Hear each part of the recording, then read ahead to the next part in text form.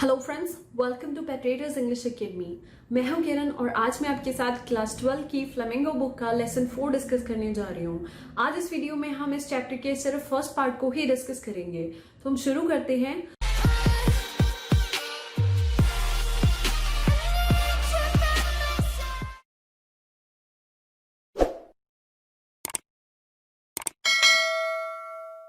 हमारे चैप्टर का नाम है द रेड ट्रैप और इसकी ऑथर हैं सेल्मा लेगरलफ, जो एक स्वीडिश राइटर हैं।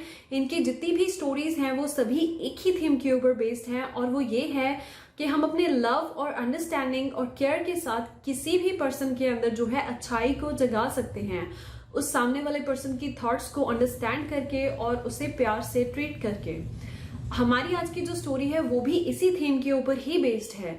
तो हम चैप्टर को शुरू करते हैं। Once upon a time, there was a man who went around selling small rat traps of wire. He made them himself at odd moments from the materials he got by begging in the stores or at the big farms.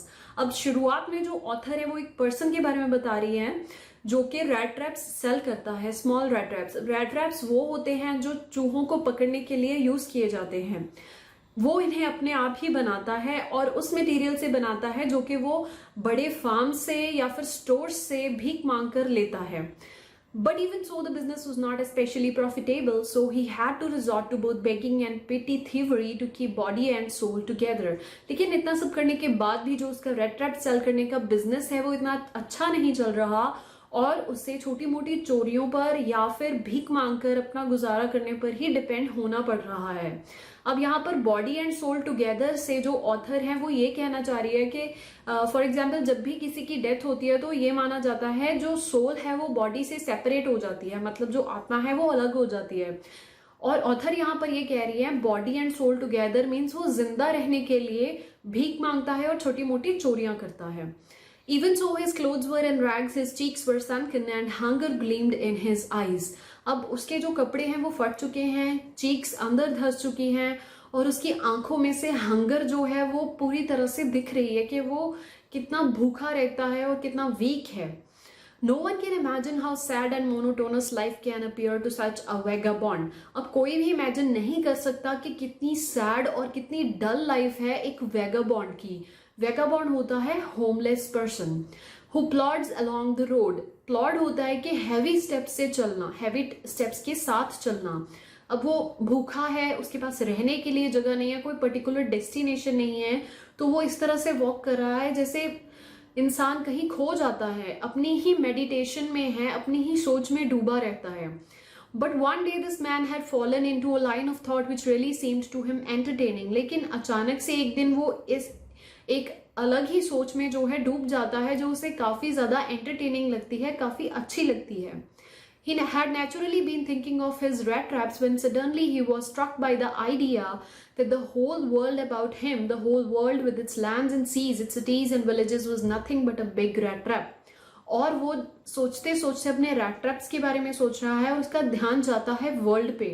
पूरे दुनिया को वो एक rat trap ही कह रहा है जिसमें कि सिटीज हैं, लैंड है, बड़े बड़े विलेजेस हैं या फिर सीज हैं। और वो ये कह रहा है कि ये सारे एक तरह से जो बेट्स हैं वो हैं लोगों के लिए। अब बेट्स क्या होते हैं? जब भी हमें किसी रैट को पकड़ना होता है तो हम उस ट्रैप के अंदर चीज या फिर कुछ खाने की चीज जो है हुक में लगा देते हैं ताकि वो उससे अट्रैक्ट हो जाए और उसमें बंद हो जाए।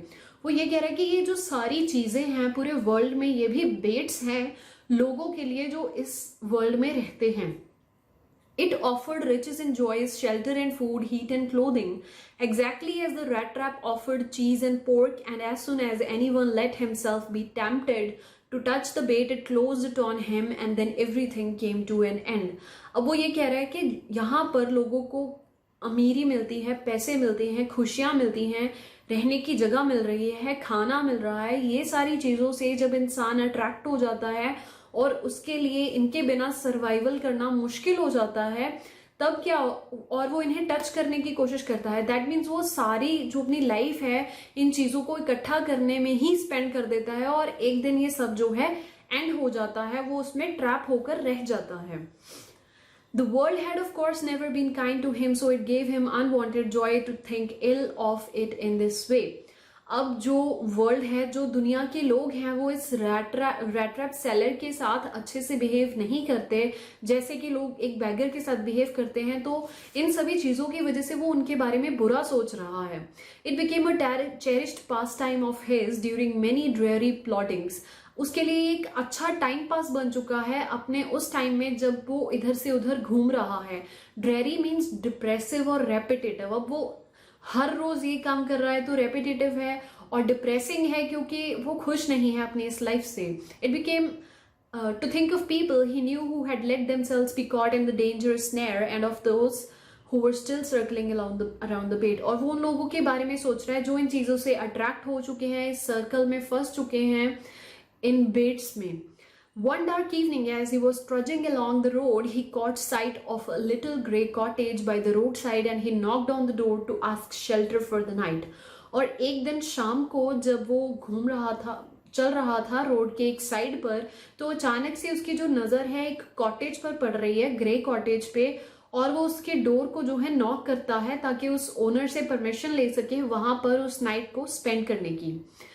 Nor was he refused, और उसे रिफ्यूजल नहीं मिलता।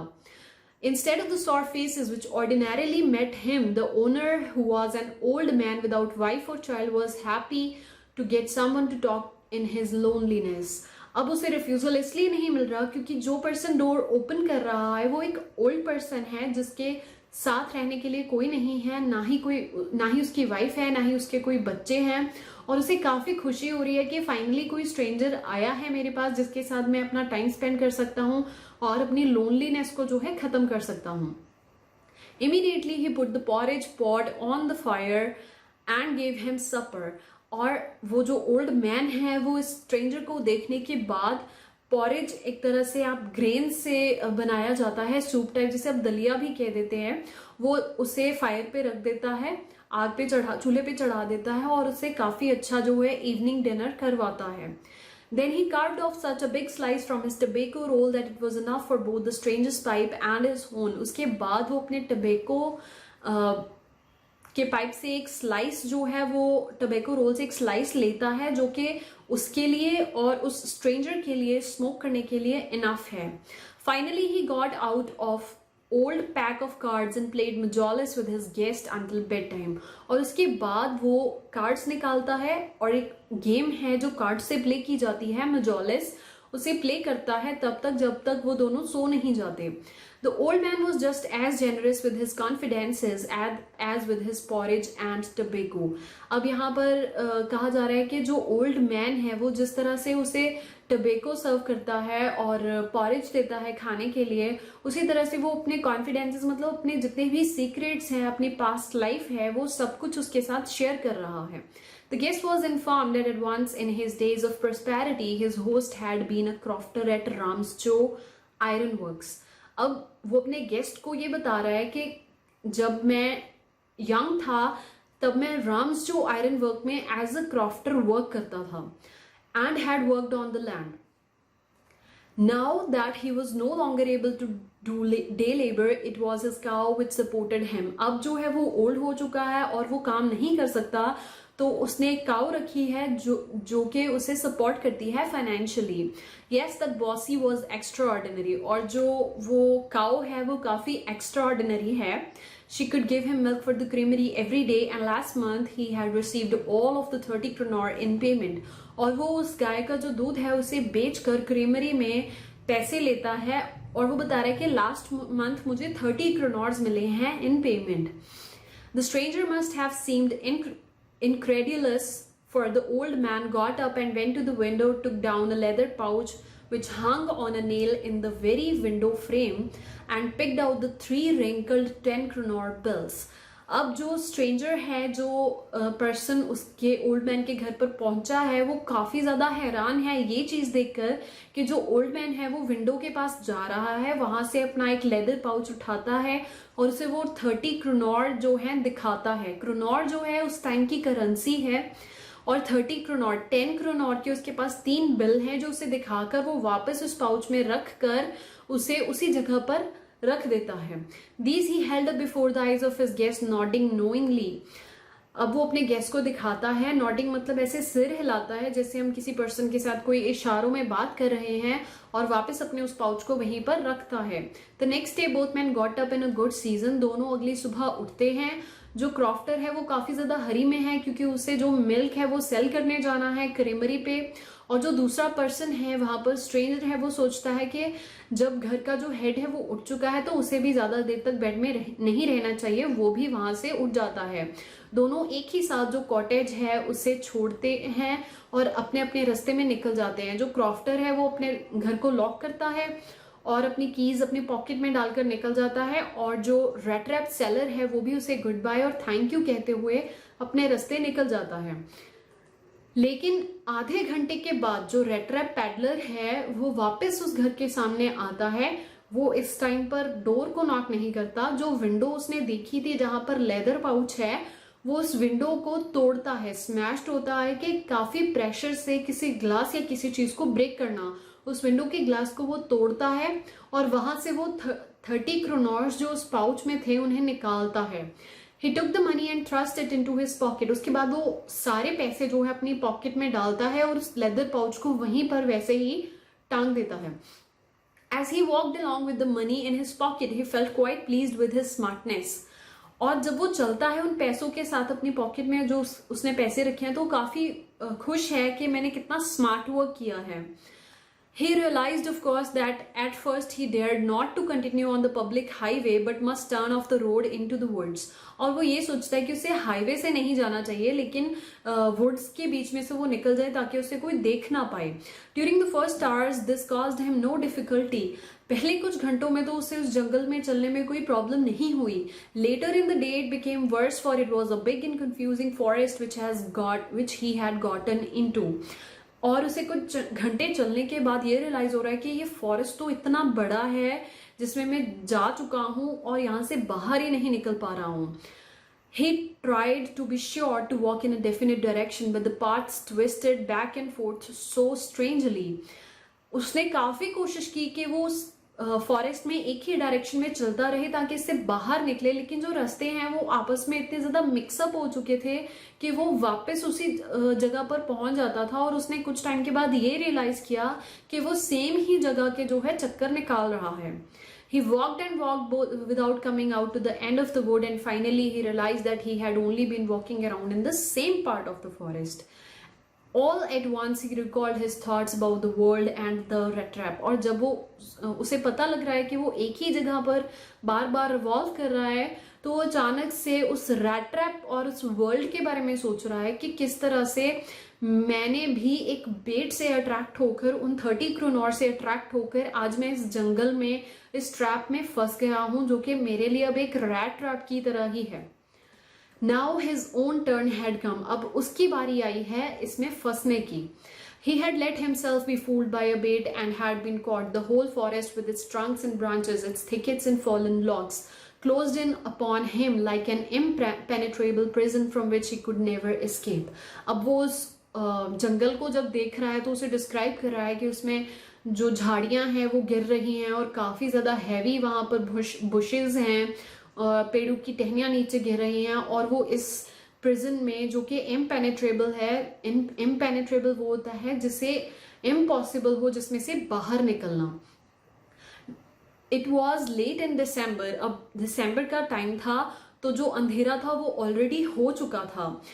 And increased also his gloom and despair. Gloom होता है कि उस जंगल में अंधेरा हो चुका है, और डेस्पेयर मीन्स कंप्लीट लॉस और एब्सेंस ऑफ होप। इस अंधेरे में उस स्ट्रेंजर की होप जो है यहाँ से बाहर निकलने की वो बिल्कुल ही खत्म हो चुकी है। Finally he saw no way out and he sank down on the ground tired to death thinking that his last moment had come. और जब अब उसे पता लग गया कि वो यहाँ से बाहर नहीं निकल पाएगा तो वो ग्राउंड पे एकदम से गिर जाता है और सोचता है कि अब मेरी लाइफ का एंड आ गया है, मेरे लास्ट मोमेंट्स आ गए हैं। But just as he led his head on the ground he heard a sound, a regular thumping. जैसे ही उसका सर जो है ग्राउंड से टच कर रहा है उसे अचानक से एक रेगुलर थम्पिंग, मतलब लगातार कोई चीज किसी और चीज पर जब हिट करती है तो उसे थम्पिंग कहते हैं, उसकी आवाज उसके कानों में पड़ रही है। और वो अचानक से उसे सुनने के बाद उसे पता लग जाता है कि ये आवाज जो है किस चीज की है। वो एकदम से थोड़ा सा ऊपर अपने आप को रेस करता है, अपने आप को उठाता है और ये सोचता है कि ये हैमर्स, हथौड़े जो हैं आयरन मिल में बज रहे हैं, ये उनकी आवाज है।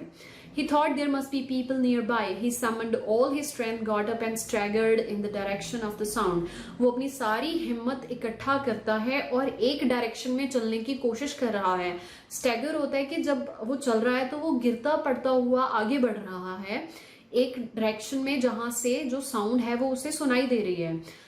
राम्सचो आयरन वर्क्स, वो राम्सचो आयरन वर्क्स की आवाज है। अब ऑथर ये बता रही है कि अब ये जो आयरन वर्क्स हैं ये क्लोज हो चुके हैं, लेकिन उस टाइम पर एक काफी बड़ा प्लांट था ये, जबकि ये स्टोरी है with smelter, rolling mill and forge. और वहां पर ये सारी चीजें हैं। फोर्ज होता है जहां पर किसी चीज को, किसी मेटल को शेप दी जाती है। स्मेल्टर एक फैक्ट्री है इन सभी मेटल्स को शेप देने के लिए। फाइन।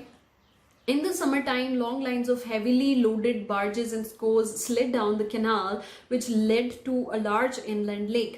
अब ऑथर डिस्क्राइब कर रहे हैं कि समर टाइम पे वहां पर क्या होता था उस आयरन वर्क्स के पास कि बार्जेस एंड स्कोज, ये एक तरह की बोट्स होती हैं जिनके फ्लैट बॉटम्स होते हैं और इन्हें सामान कैरी करने के लिए यूज किया जाता है पानी के अंदर, जो कि एक इनलैंड लेक में जाकर रुकती हैं। And in the winter time the roads near the mill were black from all the coal dust which sifted down from the big charcoal crates.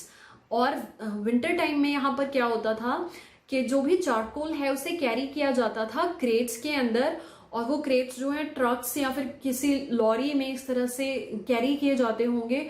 उनसे जो डस्ट है वो छन कर नीचे रोड पे जाके गिरती है, जिसकी वजह से जो सारे रोड्स हैं वो ब्लैक हो जाते हैं कोल डस्ट से।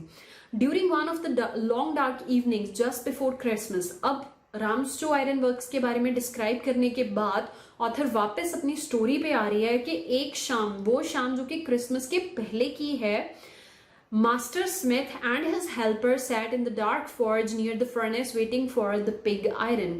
Master Smith है जो blacksmith है, उसका जो मास्टर है कोयले के पास वो काम कर रहे हैं आयरन को शेप देने के लिए। यहाँ पर वर्ड यूज हुआ है पिग आयरन। पिग आयरन होता है जो आयरन का काफी बड़ा पीस होता है, वो उसे गर्म होने के लिए या उसे शेप देने के लिए वेट कर रहे हैं। वो अपने हेल्पर के साथ वहां पर बैठा हुआ है, which had been put in the fire to be ready to put on the anvil. Anvil होता है iron block to shape metals. अब वो इंतजार कर रहे हैं उसे गर्म होने का, उस आयरन ब्लॉक के, ताकि उसे हम डिफरेंट शेप्स दे सकें। Every now and then one of them got up to stir the glowing mass with the long iron bar. थोड़े टाइम बाद उन दोनों में से कोई पर्सन उठकर जाता है और उसे जो है स्टिर करता रहता है, जिसे उन्होंने चारकोल या फिर कोल के ऊपर रखा हुआ है आग में। Returning in a few moments dripping with perspiration. और थोड़े टाइम के बाद जब वो वापस आते हैं, जो पसीना है उसके ड्रॉप्स उनके गालों से दिख रहे हैं नीचे गिरते हुए, इसे पर्सपिरेशन कहा जाता है इंग्लिश में। दो एज वॉज द कस्टम ही वोर nothing but long shirt and a pair of wooden shoes. और कस्टम जो है वहां पर कि किस तरह से उन्होंने कपड़े पहनने हैं, एक लॉन्ग शर्ट पहनी है जिसके साथ के वुड के शूज पहने हुए हैं। All the time there were many sounds to be heard in the forge. The big bellows groaned and the burning coal cracked. अब वहां पर किस तरह की आवाजें आ रही हैं, कुछ क्रैकिंग की आवाज आ रही है, चारकोल बर्न हो रहा है उसकी आवाज आ रही है। तो वो सारी चीजें जो है ऑथर ने लिखकर यहाँ पर इस तरह से डिस्क्राइब की हैं। The fire boy shovelled charcoal into the maw of the furnace with a great deal of clatter. Shovelled होता है किसी चीज को किसी और चीज में डालना एक बड़ी क्वांटिटीज में। अब वो चारकोल जो है उसे डाल रहा है एक बड़े से फर्नेस के पास, जिसमें से कुछ आवाजें भी आ रही हैं। आउटसाइड रोड द वाटरफॉल, और उस आयरन वर्क के बाहर जो है एक वाटरफॉल की आवाज आ रही है, पानी गिरने की आवाज आ रही है। And a sharp north wind whipped the rain against the brick tiled roof। जो आयरन वर्क्स है उसकी ब्रिक्स की जो छत है उसके ऊपर बारिश भी गिर रही है नॉर्थ विंड की वजह से। नॉर्थ विंड जो है वो एक पर्टिकुलर नॉर्थ डायरेक्शन में चलती है और वो बारिश को उस रूफ के ऊपर बड़े ही जोर से गिरा रही है, जिसकी भी वहां पर आवाज आ रही है। देखिए ऑथर ने बड़े ही ब्यूटीफुली जो है इन सभी आवाजों को डिस्क्राइब किया है अपनी स्टोरी को बहुत ही अच्छा बनाने के लिए। Outside It was probably on account of all this noise that the blacksmith didn't notice that man had opened the gate and entered the forge until he stood close up to the furnace. और इतनी सारी आवाजों के बीच जो वहां पर blacksmith बैठा हुआ है, उसे ये नहीं पता लगा कि कब कोई स्ट्रेंजर उनके फर्नेस के पास आकर खड़ा हो गया. उन्होंने सीधा उसे खड़े हुए ही देखा है, अंदर आते हुए नहीं देखा. Surely it was nothing unusual for poor vagabonds without any better shelter for the night to be attracted to the forge by the glow of light which escaped through the sooty panes. अब उसके लिए ये कोई नई बात नहीं है कि कोई भी वेगाबॉन्ड, कोई होमलेस पर्सन इस तरह से उनके सामने आकर खड़ा हो गया, क्योंकि यूजुअली और भी इस तरह के लोग हैं जो आते रहते हैं वहां पर नाइट स्पेंड करने के लिए. सूटी पेन्स यहाँ पर यूज किया गया है. विंडोज जो हैं वो कार्बन, कोयले की जो राख है उससे कुछ कवर हो गई हैं, जिनके बीच में से उस वेगाबॉन्ड को थोड़ी सी फायर जो है वो दिख रही थी. The blacksmith glanced only casually and indifferently at the intruder. अब जो ब्लैकस्मिथ है उसके लिए ये चीज यूजुअल है, तो वो बहुत ही ज्यादा ध्यान से उस इंट्रूडर को जो है नहीं देख रहा. He look the way people of his type usually did. अब वो देख रहा है कि जिस तरह से नॉर्मली कोई भी वेगाबॉन्ड्स जो हैं दिखते हैं, वो भी उसी तरह से लग रहा है. विद अ लॉन्ग बियर्ड, उसकी बियर्ड काफी बड़ी है, उसे फटे पुराने कपड़े पहने हुए हैं और बहुत से रेड ट्रैप्स जो हैं उसके गले में टांगे हुए हैं. He asked permission to stay and the master blacksmith nodded a hearty consent without honoring him with a single word. और जब वो ब्लैकस्मिथ से पूछता है कि क्या मैं यहाँ पर अपनी नाइट जो है स्पेंड कर सकता हूँ, तो जो ब्लैकस्मिथ है वो काफी एरोगेंट, काफी एटीट्यूड में जो है उसे परमिशन दे देता है. बहुत ही ज्यादा रिस्पेक्टफुल वे में परमिशन नहीं देता, क्योंकि उसके लिए ये चीज जो है काफी नॉर्मल है और वो यूज्ड टू है इससे. The trap didn't say anything either. He had not come there to talk but only to warm himself and sleep. और इसके बाद जो है, जो वेगाबॉन्ड है, जो पेडलर है, वो भी कुछ नहीं बोलता, और क्योंकि वो यहाँ पर सिर्फ अपनी जो नाइट है वो स्पेंड करने के लिए आया है. In those days the Ramsjo iron mill was owned by a very prominent iron master whose greatest ambition was to ship out good iron to the market. अब उस समय में जो रामस्जो आयरन वर्क्स थे वो एक काफी फेमस आयरन मास्टर के अंडर थे, और उसका एम्बिशन था कि बहुत ही अच्छे आयरन को जो है मार्केट में ट्रांसपोर्ट करना. He watched both night and day to see that the work was done as well as possible, and at this very moment he came into the forge on one of his nightly rounds of inspection. और अब वो यहाँ पर एक round लगाने के लिए आया था. जब वेगाबॉन्ड वहां पर पहुंचा, जैसे कि वो जो ओनर है यहाँ का, वो हमेशा आता है ताकि चेक कर सके कि जो भी आयरन है उसे अच्छी क्वालिटी में बनाया जा रहा है कि नहीं. आज की रात भी वो इंस्पेक्शन के लिए आया और उसने इस वेगाबॉन्ड को यहाँ पर देखा. Naturally, the first thing he saw was the tall ragamuffin who had eased his way so close to the furnace that steam rose from his wet rags. अब वो देखता है कि जो वेगाबॉन्ड है वो इतना ज्यादा पास में उस फर्नेस के बैठा हुआ है कि उसके कपड़े जो बारिश की वजह से भीग चुके थे उनमें से स्मोक या फिर कह सकते हैं स्टीम जो है वो निकल रही है. अब जैसे ही हम आग के पास जाते हैं कोई गीला कपड़ा लेकर, तो उसमें से जो है स्टीम निकलती है, उसी तरह से उसके कपड़ों में से भी वो स्टीम निकल रही है. अब आयरन मास्टर ने तो इस चीज को नोटिस नहीं किया, लेकिन जो ब्लैकस्मिथ है उसने इस चीज को नोटिस कर लिया है. He watched both night and day to see that the work was done as well as possible, and at this very moment he came into the forge on one of his nightly rounds of inspection. अब जो iron master है वो यहाँ पर आता जाता रहता है ये देखने के लिए ताकि जो काम है यहाँ पर अच्छे से हो रहा है या नहीं. और आज की रात जब पेडलर वहां पर अपनी नाइट स्पेंड कर रहा है, तब आयरन मास्टर अपने नाइटली इंस्पेक्शन पर है. Naturally, the first thing he saw was the tall ragamuffin who had eased his way so close to the furnace that steam rose from his wet rags.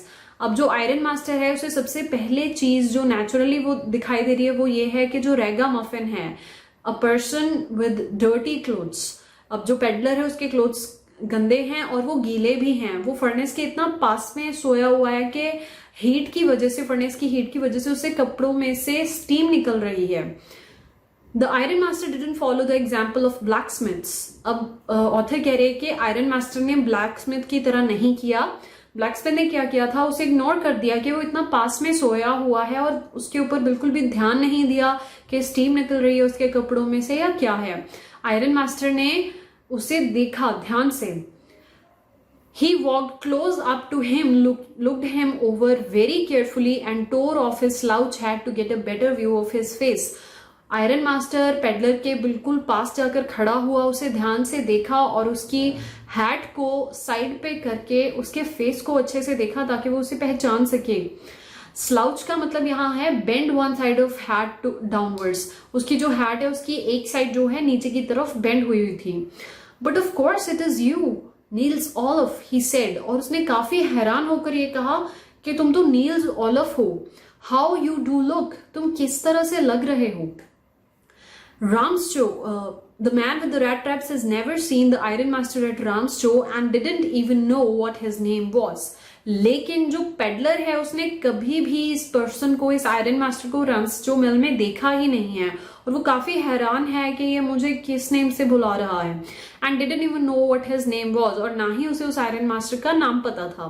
But it occurred to him that if a fine gentleman thought he was an old acquaintance, he might perhaps throw him a couple of kroner. और वो सोचता है अगर ये मुझे किसी person के साथ मिस्टेकन कर रहा है, मुझे कोई और पर्सन समझ रहा है अपनी जान पहचान वाला, तो क्या पता ये मुझे कुछ पैसे ही दे दे. क्रोनॉर्स करेंसी है वहां की, और वो सोच रहा है कि क्या पता वो थोड़े से पैसे मुझे दे दे. Therefore he didn't want to undeceive him all at once. और वो उसे जो सच है वो नहीं बताना चाहता था. Yes, God knows things have gone downhill with me, he said. और उल्टा वो उसे ये जवाब देता है आयरन मास्टर को कि हाँ, भगवान ही जानता है कि मेरे साथ कितना बुरा हुआ है. You should not have resigned from the regiment, said the Iron Master. अब आयरन मास्टर पेडलर को ये कह रहा है कि तुम्हें रेजिमेंट से रिजाइन नहीं करना चाहिए था. रेजिमेंट जो है आर्मी में एक यूनिट होता है जहां पर उसका जो क्वेंटेंस है शायद वो काम करता होगा और उसने रिजाइन दे दिया होगा, जो कि आयरन मास्टर को पता है. अब वो उसे नील्स ऑलफ ही समझ रहा है, इसलिए वो उसे कह रहा है कि तुम्हें वहां से रिजाइन नहीं करना चाहिए था. That was the mistake. If only I had still been in the service at the time, it never would have happened. Well, now of course you'll come home with me. अब जो peddler है वो कह रहा है कि हाँ, अगर ऐसा नहीं होता तो शायद आज मेरी ये कंडीशन ना होती. अब जो आयरन मास्टर है उसे कह रहा है कि तुम मेरे साथ मेरे घर पे चलोगे. To go along up to the manor house and be received by the owner like an old regimental comrade, that however didn't please the tramp. अब जो पेडलर है उसे ये आइडिया अच्छा नहीं लगा कि वो उस मैनर हाउस, एक बड़ा सा घर होता है जिसे मैनर हाउस कहा जाता है, कि वहां पर वो जाए और उसे उस एक्वेंटेंस की तरह ट्रीट किया जाए जो कि ओल्ड रेजिमेंटल कॉमरेड है. No, I couldn't think of it, he said, looking quite alarmed. वो काफी हैरान होकर ये सोच रहा है कि मैं इसके बारे में नहीं सोच सकता. He thought of the 30 kroner. To go up to the manor house would be like a throwing himself voluntarily into the lion's den. और उसे वो 30 kroners के बारे में याद आती है कि किस तरह से वो 30 kroners एक बेट से अट्रैक्ट होकर एक ट्रैप में जंगल में फंस गया था और वो दोबारा से वो चीज नहीं करना चाहता.